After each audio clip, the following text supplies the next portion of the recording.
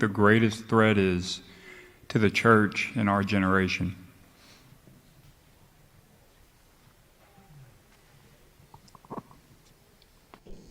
It's pastors. Honestly. The pastors. Anywhere, God has given 3 offices, I believe, to the church. Evangelist, pastor, and teacher. Wherever you see a weak church, you see these weak men. Either they're non-existent, they're unbiblical, or they're unconverted.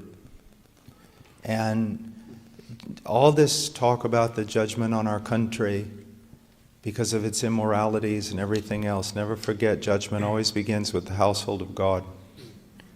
And I am astounded at the lack of the fear of the Lord and the lack of biblical knowledge among those who would call themselves the ministers of Christ. And I mean, the atrocities that have happened in America in evangelicalism, just in the pulpit itself, the tomfoolery, the lack of reverence. If you have a church that's not a praying church, it's because you have non-praying elders. The church is not biblical, it's because you have non-biblical elders. It always goes back to, so when I look at the nation, I'm not blaming some party or professors or this or that. I'm looking at myself as a minister of Christ. And that's a very solemn, that's why someone shouldn't enter into the ministry very lightly.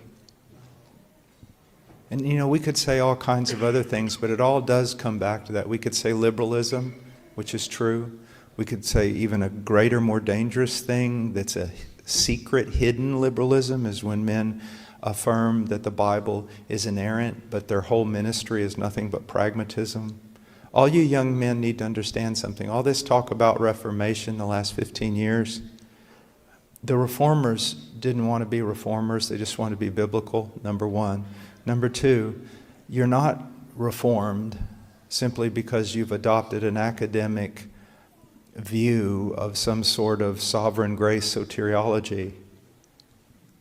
You're following in the spirit of the reformers because you're trying to take every aspect of your thought, your doctrine, your disposition, your life, your family, your church, and submitting it to what is written.